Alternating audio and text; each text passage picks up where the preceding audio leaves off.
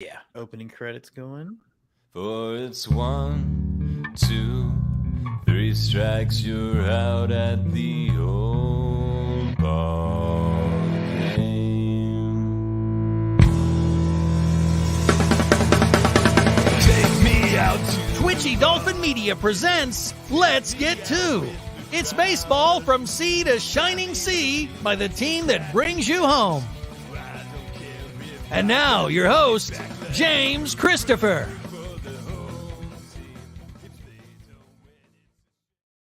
That's right. We are the team that brings you home. This is Let's Get To, another edition of our live episode. Scotty Mack is here already. We've got Emily Nyman joining us shortly, but it's going to be a fun episode. Scott, before we get going, though, at some point, this won't be a thing we do on the live show, but the last live show, I got to announce a new trip. And I'm going to announce a new trip. Since last time we did the show, we are adding 2 games in Vegas at the end of July, and I'll be returning to our Nashville Sounds in mid-August for Star Wars night. Yes, Scott, I'm already going back. I don't doubt it for a moment. I mean, we did see a guy with a Star Wars jersey. I thought their Mandalorian-themed Star Wars jerseys from a while back were great. So if that's any indication, I don't blame you. You got to make that trip. You got to give it a shot. Yeah, and the Nashville's episode's out next week, so we won't spoil too much of it. But was when you and Andy and I went, was that your first time? This is my first time being in Nashville at all, other than just a layover. Yeah. It was, so it was first time at the ballpark, first time driving through the city, first time driving through traffic at the airport. Yeah. First time fun. Dodging bridal showers or bachelorette parties. Bachelorette parties at 10 a.m. in the morning that looked like they had been going strong since the daylight hours. So yeah. That's a thing. That's a thing in Nashville, right? Get on the back of a bus and drink like crazy and go woo to people. That's not part of the episode, so we're not giving anything away. Yeah, no, it's I don't. It's funny because we had so much cool stuff in that happened to us at the ballpark, coupled with the breaking news that some of which we'll discuss today. I don't think any of that actually made the show. That's crazy. I mean, it was a great trip. It was a fun trip, and Nashville's a fun town, and what a great ballpark. Here's what I will say to people: if you're like, should I watch the Nashville episode? Yes, you should. You definitely should. It's a great episode. So when that rolls out in a week, I'll feel better about talking everything. But it's a really cool ballpark, and they were really good people to us. We felt very welcomed. What a great place. Yeah, they really were. Again, we will go on and on about that. One of the things I wanted to ask you about while we wait for Emily, and I'm going to ask her the same question. We've been throwing these City Connect uniforms. We'll talk a little bit about those a little bit later on, but are the Cardinals going to get one? And are you like excited about that? I mean, y'all are so traditional that, and actually speaking of the devil and she hath appeared wearing a flying squirrels hat. Emily, we're going to jump right into some Yankee and Cardinal talk. I was just asking Scott, are y'all excited about the idea of a City Connect? Because y'all are two of the most iconic teams. I can imagine there might be some. Honestly, I am excited. I am kind of nervous because I'm totally expecting it to be something really boring. And it's going to be like, the 1927 Yankees that looks basically like identical to what they wear today, just with shorter sleeves. So I'm fully prepared for that to be the case. But I know that if it's something actually cool, basically everybody will hate it but me. So hopefully, I'm hoping that that's what happens. I'm actually excited about seeing that. What about you, Scott, with your birds on the back? I'm hoping the Yankees do the reverse pinstripes. That would be neat. If they do something with the reverse pinstripes and get a little ghost feel going on to it, that'd be cool. Look, for the Cardinals, right now, first of all, at the rate we're playing right now, I'm not even quite sure anybody's going to show up to watch a game if we get a City Connect jersey. Winning is cool, and we did that this afternoon, but that felt new. That felt really new. Please don't get me started on that. So I want there to be a City Connect jersey, but I don't want it. Look, man, you know me, Jim. I hate it when somebody's like, "Hey, look at this really cool thing we did," and everybody goes, "Okay." And then they say, well, if you understood the history, let's explain that we have guardian statues on our bridge, not to call anybody out. But if you have to explain it to me, then I don't know if I'm really going to care. That's so we'll see. Maybe the Cardinals won't gork it up like we do every offseason. Let's continue down that path then. Uniform's not starting pitching. So first of all, I like how when Emily was talking, you did the whole Roger Maris. You know, you got like those. That. Roll them up. You got them Roll them up. up there. I appreciated that. Yeah. Like we planned it beforehand. We worked on it. So, you know, shameless plug. I guess I shameless plug. I'm plugging the same show. But on this week's regular episode, Let's Get to You, I did rank the City Connect uniforms. I am putting the Rangers at 30. I don't care that 16 have only come out. They're at 31 because they're the Rangers. And 2, you get to work really hard to have something that dumb and that ugly. But Emily, we'll start with you again. So is the question, Jim? It's like, why did you put the Rangers at 30? Because there wasn't 31. That's exactly it. As soon as expansion happens, I'm re-editing. Which ones have worked for you, though, Emily? I think so far my favorite have been the Astros. Personally, I'm a huge Apollo space program nerd. So anything that they did with any connection to the Space City theme, which I feel like they had to go that way, right? Yeah. Even though it was a little, I do like them leaning into that because that is such a strong part of Houston's identity. But like the Astros kind of already did that by being the Astros. Right. But I like them not getting too cute with it, which I think. And I guess not that you got to defend Nike, but in their defense, there isn't much of a connection for them to make to Dallas, Fort Worth area or Arlington, like, because it's not really a gigantic, especially Arlington. It's not a gigantic city. So like, I feel like they kind of had to force a city connect there where there may not have been one. And with the Astros, I think it's kind of lazy they went with Space City, but I also probably would criticize them if they had done anything else. Right. So I'm going to say the Astros, my favorite. Scott, before you answer, I was thinking about this as she was speaking about, you know, you and I have spent a lot of time in Dallas and a lot of time in Fort Worth. They're 30 miles apart and they might as well be hundreds of miles. There's nothing alike about those two towns, right? Like Fort Worth is a Texas town with cow and Dallas wants to be New York. So it's this whole thing. Good luck. Yeah. What about you, Scott, though? What were some of the ones that worked for you? They really are two different. I think I like San Diego the most simply because my son the night before had created an NHL 23 team with the exact same colors, and he could care less about baseball. So he was just creating something on his Xbox and like, oh look at these cool uniforms, Dad. I'm like, so I got news for you. They exist, and they're worn on dirt. No, but I love those too. Yeah, I do too. Because it's to go big or go home, right? I mean, that's really what it is. And I think that's the thing about the Astros. I completely agree. If they would have done anything else, we would have criticized them. They were cuffed to what they had to do.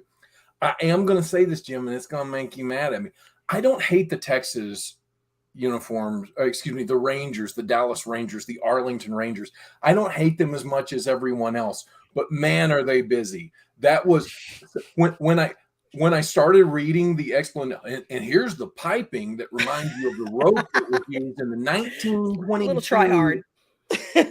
It's like, wow, guys, seriously, if I want to look at something and go, dude, that pops. That's great. I don't want to go, I don't know if I like it or not. I need the Cliff's notes to understand what this thing's about. As much as I appreciate the history lessons you give us, Andrew Nelson, sometimes I don't want to listen to all of the details. No, but I mean, but seriously, that's my biggest gripe about them. And I'm going to go ahead and hate the Cardinals City Connect uniforms because I know they're going to get it wrong. So I'll just go ahead and put them down there with your ranking of Texas. But no, I have to be honest. Go bold. I didn't care for the Rangers uniforms when I saw the promo pictures and everything. I thought they looked weird. But they didn't look as bad in practice. When I was watching their game, when they first wore the unis, they looked a lot nicer. And I don't know if this was because of the photography, if they actually switched them, because people were criticizing the black pants in the pictures, but they looked like dark navy when they were playing. I don't know if they're actually black or if they're dark navy blue. Like, I really don't know, but they look navy in those, the lighting of their stadium. Well, I'm a guy, so anything that gets into a dark blue spectrum to black, it all looks the same to us anyway. But hey, I'm asking the wrong people. You guys are like, what's dark navy? Maybe, Jim, if somebody seems redundant. Look, if the Cardinals are watching, John Mozeliak, I'm telling you now. So It's the Booyah. The Booyah. Green Bay Booyah. You got the colors. Here's the colors, man. Go plaid. Nobody's going plaid. I've thrown this out there. It's free. Take it. Booyah. And they ditched that logo anyway. I know. It's free. The plaid's free. And I, it's funny because I also love San Diego and I also loved Miami. And for me, like, Emily, you've got the Copa cap on. It felt like Copa to me. Like, it felt like, yeah, if we're going to get crazy, get crazy. And the thing about me for the Astros Space City is I'm wearing this for a reason. I'll explain why, but I find this boring and this is not traditional. So to me, it felt like, oh yeah, that's the direction they should be going, doing stuff like they used to do. But I wanted to move into a different topic. We are going to kind of break down where each of our teams have been in the sixth, but again, we're starting with Emily. I'm going to not weigh in as much because it's going to be a big topic on next week's episode. But look, Emily, first thoughts. Oakland is leaving. How much have you followed, and just what was your impression, and what do you see happening going forward? My first impression was it's not a good look for the league, in my opinion. I think that it's really terrible, obviously, for Oakland fans. They've been there for like 6 decades. They've built a really nice following. They've shown that when they put a winner on the field, that people will show up to the ballpark. They'll show up to the postseason games.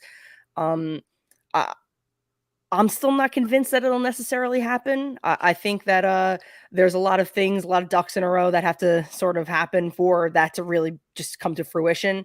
And I'm not sure if it will. I forget, man, I wish I saw it before like I signed into this, but someone was just saying that there were like all these other plans that the president of the team was talking about, that it was like, oh, this is the thing that makes me think it's not going to happen. Because it was like, oh, we're going to have like a shopping mall and all these things around the stadium that who's going to fund this? Like, where is this money coming from? And why would they give it to morons that are running the A's when they are just clearly like trying to hold the city of Oakland hostage by saying, okay, well, we're just going to run this team into the ground until you either give us a new stadium or we're going to then threaten to leave. So like, what other city would then really want to do business with people like that? And what taxpayers would want that to move into their city? And in my opinion, let's say it does happen.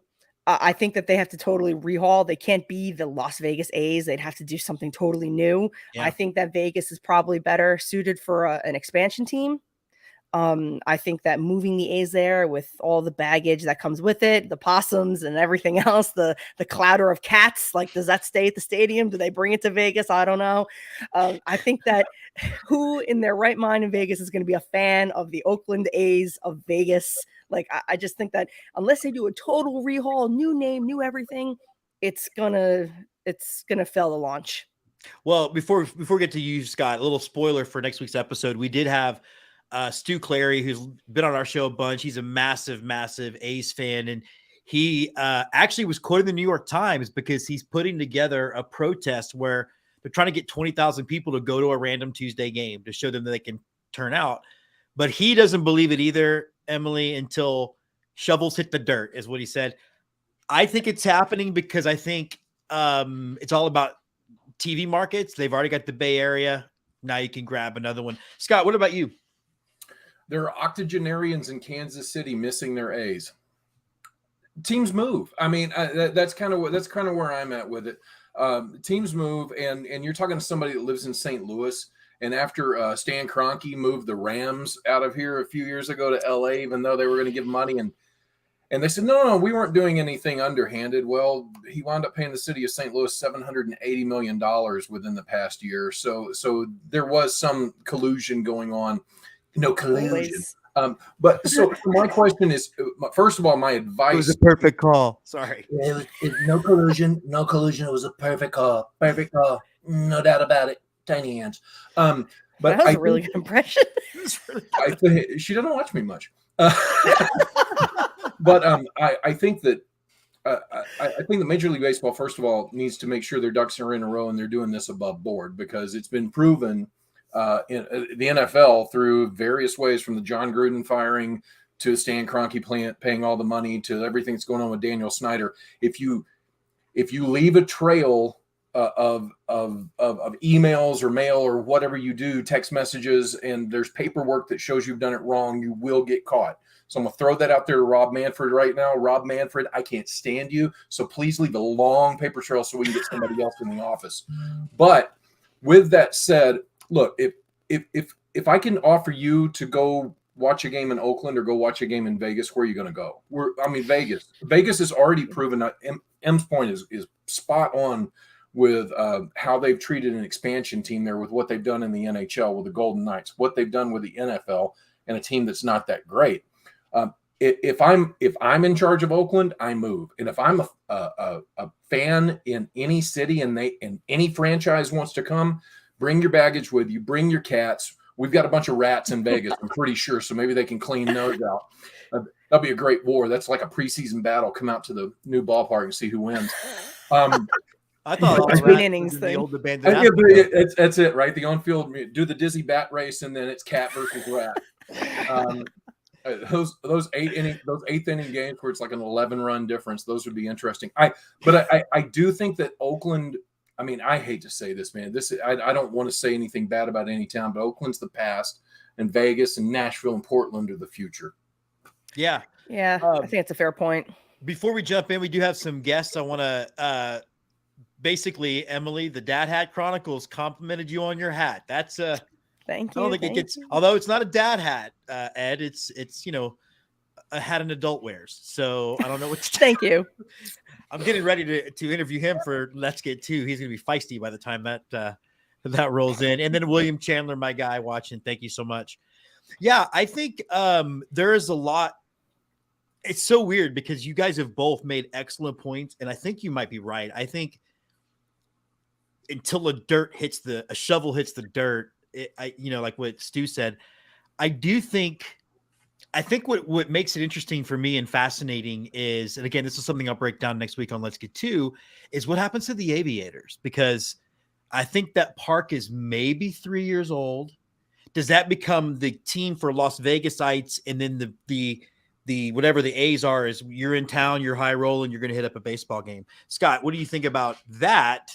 I think I'll demonstrate next week that you can coexist, because that's what happens now in baseball. But no, I mean, with the teams owning the other teams, that's definitely a possibility. Is it possible? Yes. Is it the best scenario for a brand new team? No, because if I'm Major League Baseball, I want all eyes on my new shiny toy. I don't want you looking at my toy from 4 years ago, 3 years ago, whatever. I want you focused on the now. Now, does that mean, do they build a ballpark in a different part of town? Do they somehow work this in and make sure the schedules are when the Aviators are in town, the artists formerly known as the A's are playing, and vice versa? I don't know. It can happen. I don't think it's the best idea for a brand new team coming out of the gate, because I want your MLB money. I don't want your AAA money.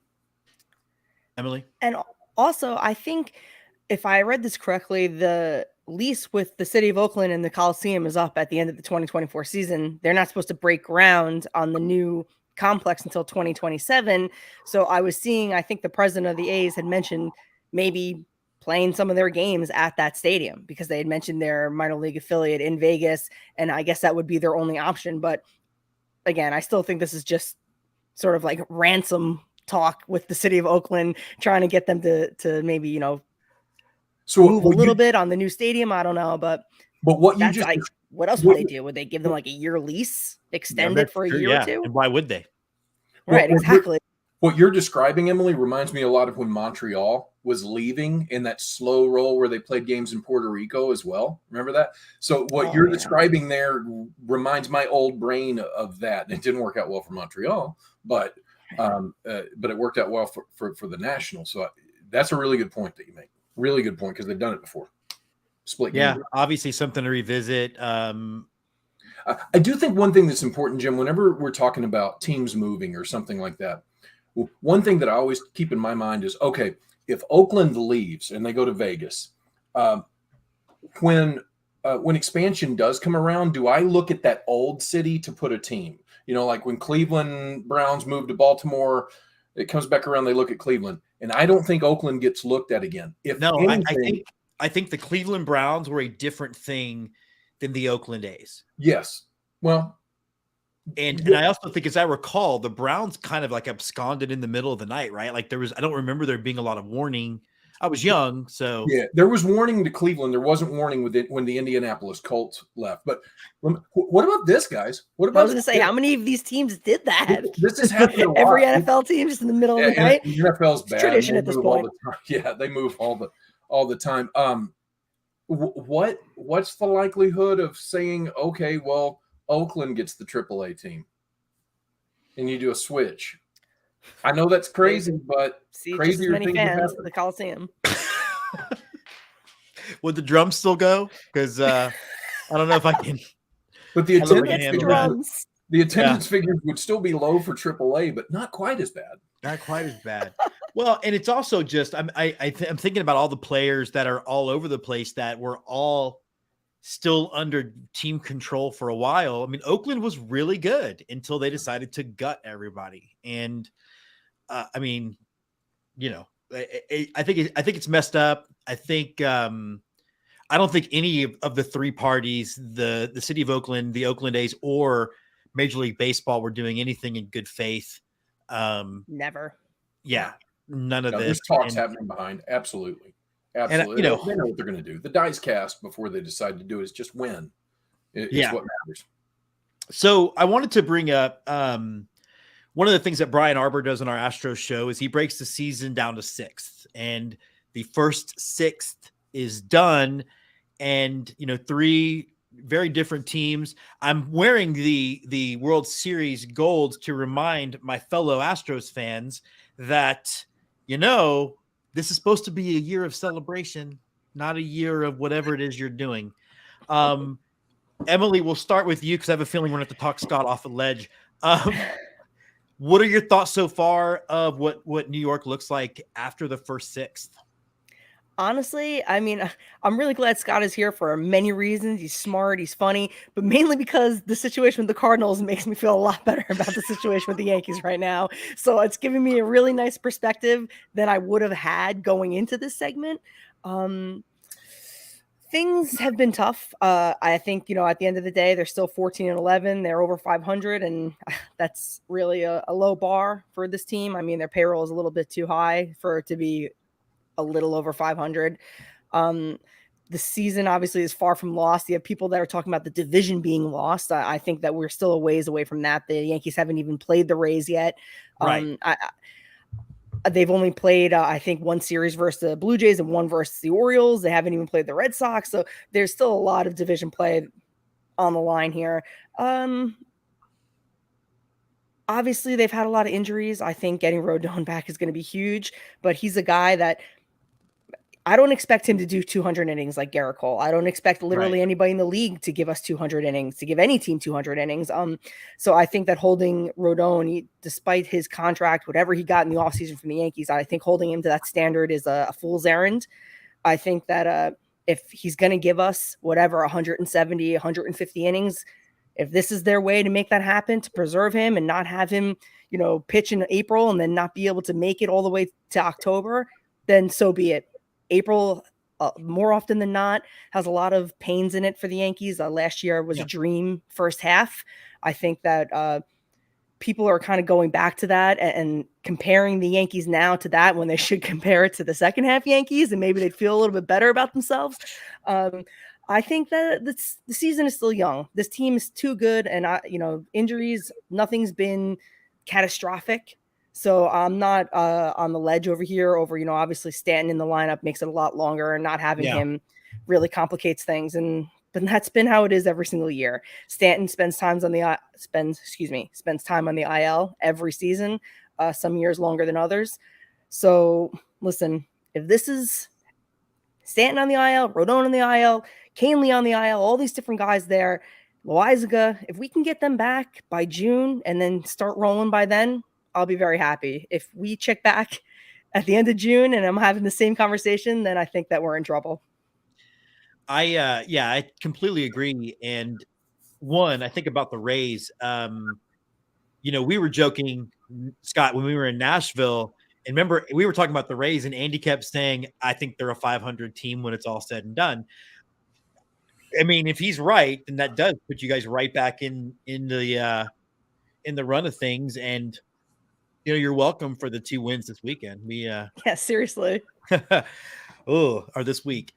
Scott, what about, just looking at the Yankees from afar? Well, the Rays, first of all, I will say that I don't share Andy's opinion of them, because any team that Kevin Cash manages is dangerous and Yes. can win 100 games.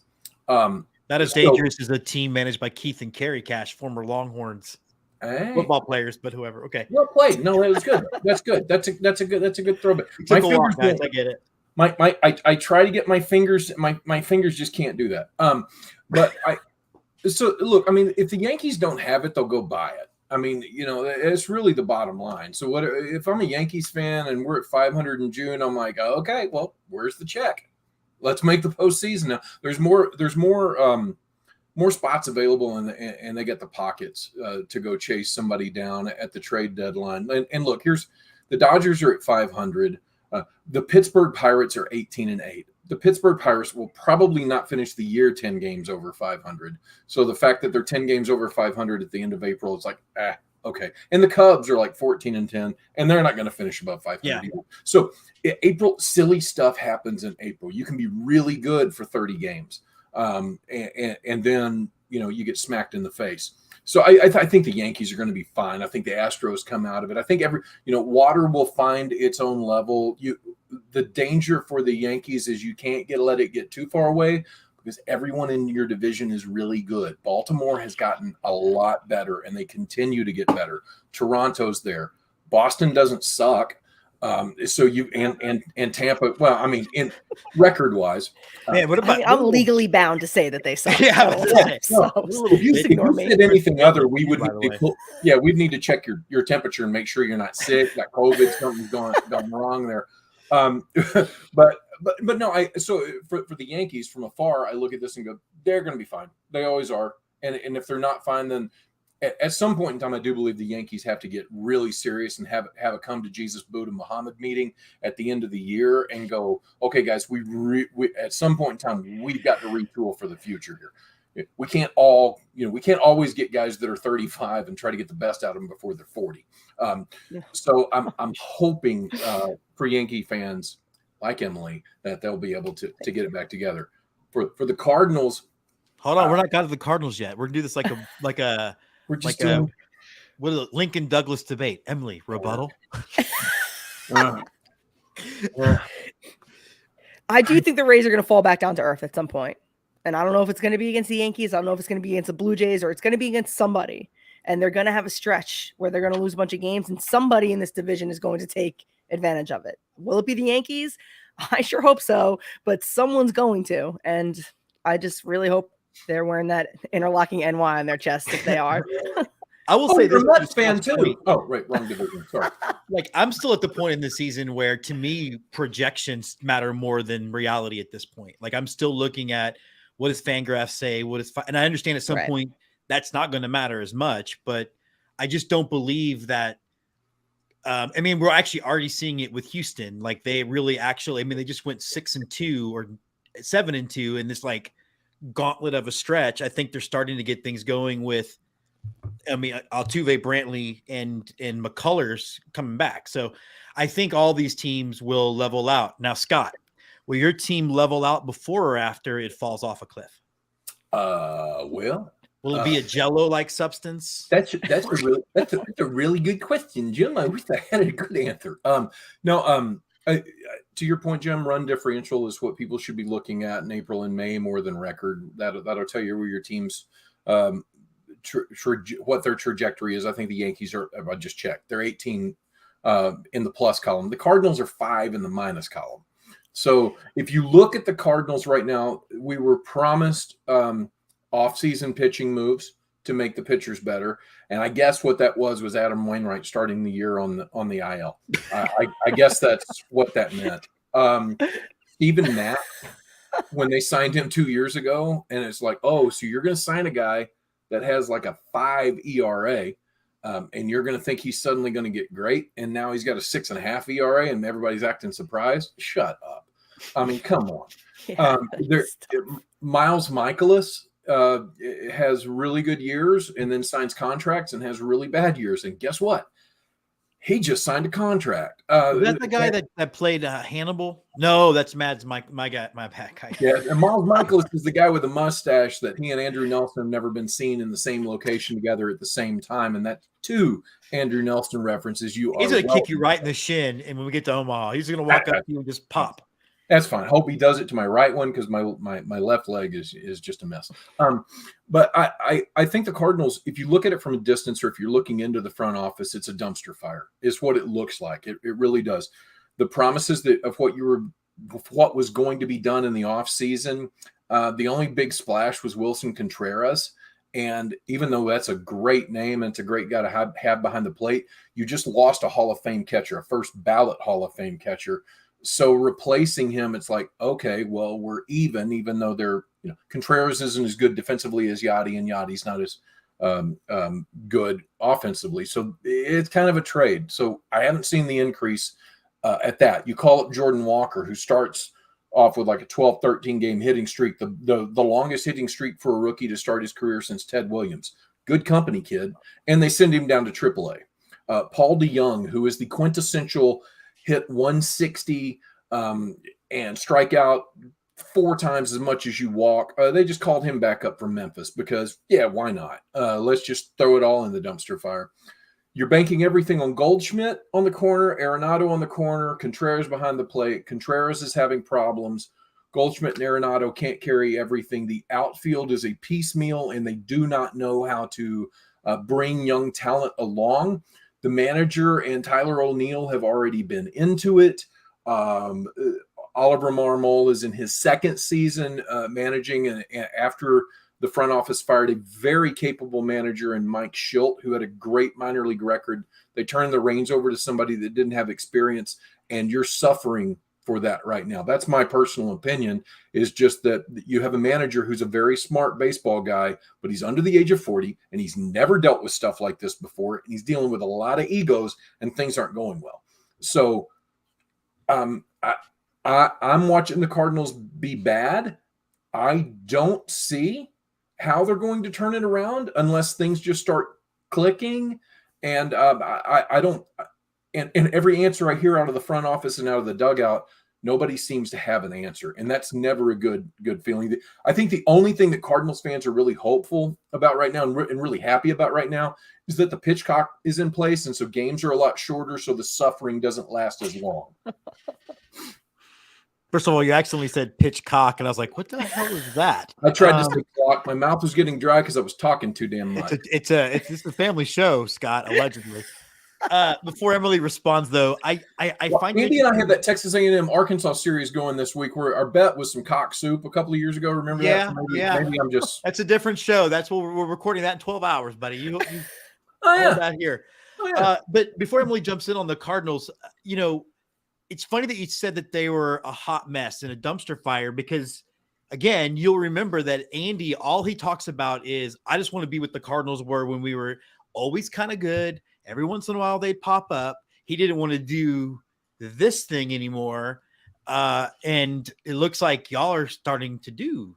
I think they got too comfortable, Jim. I think they got really too comfortable thinking, this can't happen to us. We've got good young talent. We'll bring along a couple of free agents. So what if we tease our fan base every November that we're going to make a huge splash and then we never do it?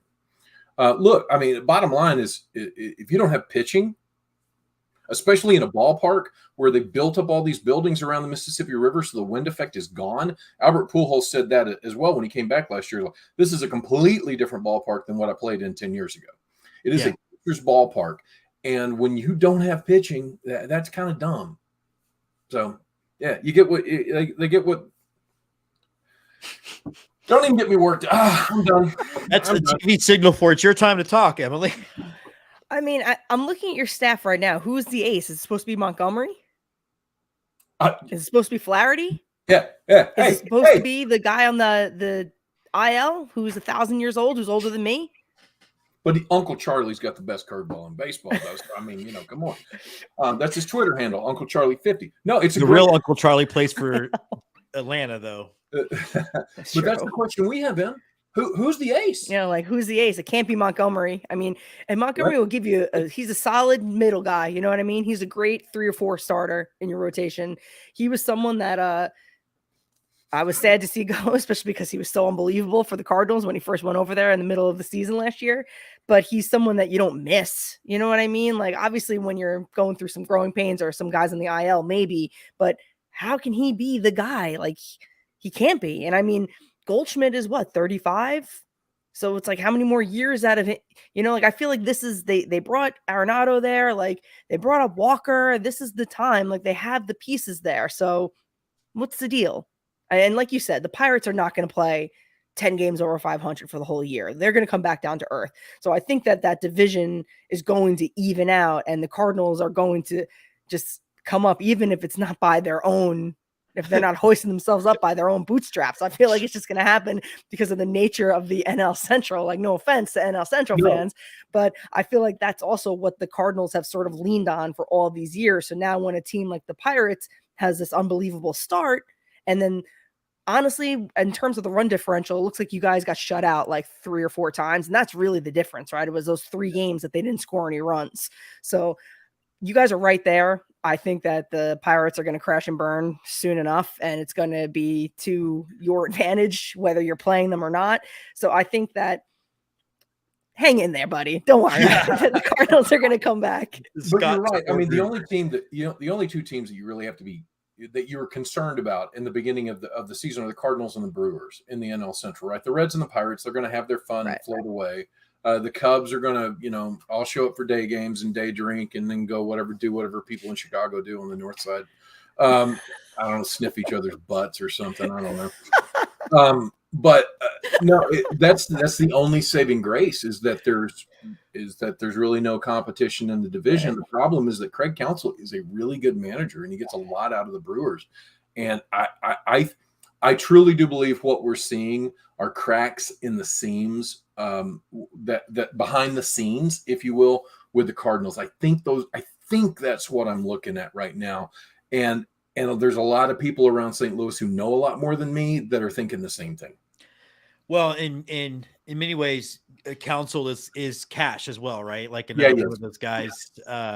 Couple comments before we get to the last question that I'm going to surprise Emily with, because I'm just curious. But let's see. Phil brings up a great point. We've talked about this a bunch. I think you and I, Emily and DM, Scott, you and I at the thing where because of the pitch clock, basically the pitch clock at the game kind of sucks because you don't have the opportunity to go get food and stuff. I mean, like this game is moving so fast. I love it on TV. I love it on Gamecast. I'm not loving it there, particularly when I've flown 1,000 miles to be there. And then the Dad Hat Chronicles, Ed did want to point out that there goes our PG rating. Emily. And it wasn't my fault. It was not. It was either pitchcock or sniffing each other's assholes. I'm not sure which one. No, I said butts. I said sniffing. He did say butts. He said family-friendly butts. I said it's PG-13. You just went to R. So I did. You're allowed one non-sexual fuck in a PG-13 movie. There you go. There you go. I'm 52 years old and I've never had actually the rule. One of those. Okay, so I need to understand something. Emily, who is Michael K? And why is it that I know why everyone hates him from where I'm living, but he seems like is he just always putting his foot in his mouth? Explain to me who this character is because I don't really know. And my thoughts on Michael K are complicated. Michael K, for anyone who's listening who doesn't know, is the play-by-play announcer on the Yes Network for the Yankees. He's the voice of the New York Yankees on television. He also has a highly rated sports talk radio show during afternoon drive times on ESPN Radio in New York that is simulcasted on Yes. So he's the face of the Yes Network that is not wearing pinstripes, for a quick descriptor. I think that Michael K, it's a bit of a you either love him or you hate him sort of situation. There are some people who are in between, like myself, but we're few and far between.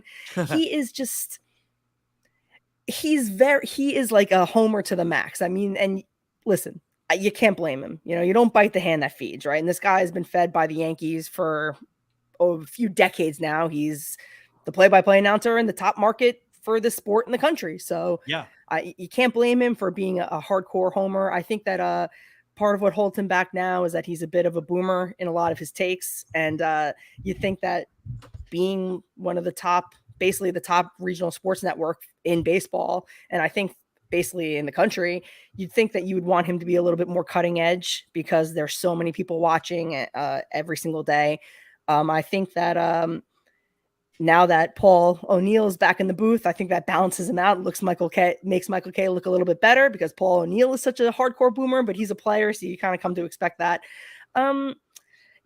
He's really an enigma. I've never been asked straight up about Michael Kay like this. So it's he's very good at what he does. He's a great play-by-play announcer. I mean, you can't really deny that as far as his ability to read the game and read plays. I think that he has moments where he misses a home run caller here or there, but it's usually in the beginning of the season, so you can't really blame him there. They get warmed up just like the players do. Too. Right.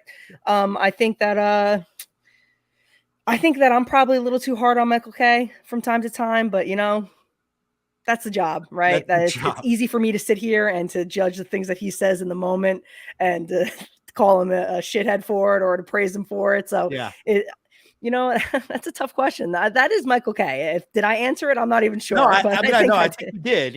And I think one of the things that people do that need to recognize when they complain about homerism is those guys are paid by the team, right. Or yes, Robert Ford, the voice of the Astros, who weirdly enough got called out on Twitter because he used a slightly different home run call, and that's because it was this like drifting fly ball that nobody knew what was going to happen. So he's like, "Where was the see you later?" And he was like, "Man, I didn't know it was going out." Like until not all the calls are the same. But yeah, they're employees of the team. It's their job to be homers, and I honestly think the only way, we're going to live with these teams for 81 games a year. I don't necessarily want neutral from my local broadcast. No. I want to find out everything's going to be okay. Yes, and honestly. As someone who has also listened to John Sterling, and listen, God bless his heart. He is like 1,000 years old. He's getting on the mic every game. But with that comes a lot of, elderly people errors, because at the end of the day, he's still elderly. He makes home run calls on fly balls all the time. And it has absolutely ripped my heart out of my chest and thrown it into a shredder more times than I really care to admit, because you won't be watching. You'll be in the car. You'll be listening to the game, and he'll be like, "It is high. It is far. It is caught on the warning track by the left fielder." It's a high drive to the warning track. I've wanted to steer my car off the road. So take it from me, folks. If you get mad at a broadcaster not really making the call, if it's an iffy home run, you don't want him to make the call because it'll absolutely rip your heart out of your chest. There you go. Look, we're providing a public service. It is time to wrap up. We're going to get some parting shots from you guys. Scott, anything you want to wrap up with? Cardinal related, baseball related? Sure. I did just want to throw in there. I mean, every time I think about the old guy still in the microphone, I think about Harry Carey, and I still will never forget watching his attempted call of the double play on the ground ball to FP Santangelo, who tossed it to Mark Grudzielanek and over the first base at Andres Galarraga. And the ball's hit and fielded by Santangelo. Flips the ball to and on to Gary Zola at first base. And the guy sitting next to him, Steve Sloan, who never gets enough credit for being the straight man. That was, for those of you scoring at home, that's ground ball to Santangelo over to Grudzielanek, back to Galarraga for the out.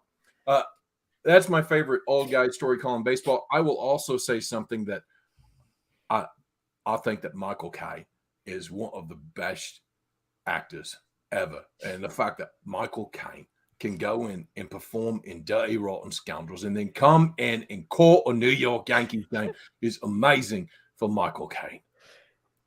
I got that wrong, didn't I?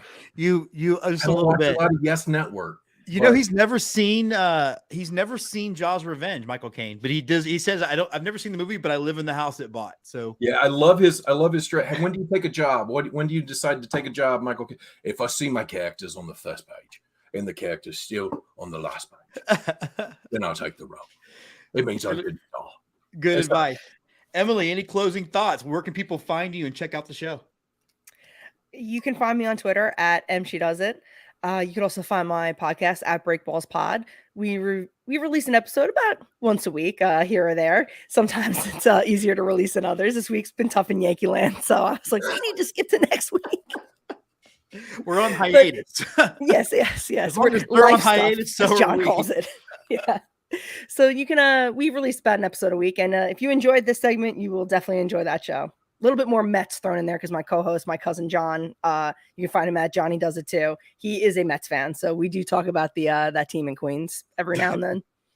The team in Queens. I'm sort of about to become brother-in-law-ish to a Mets fan, and I'm just glad I'm somebody in my little acting filmmaking community who likes baseball, so I'm taking it at face value. That's right, Roy. This is your first Let's Get To shout out. All right, everybody. She is Emily. He is Scott. I'm Jim. Thanks for watching. Let's Get To.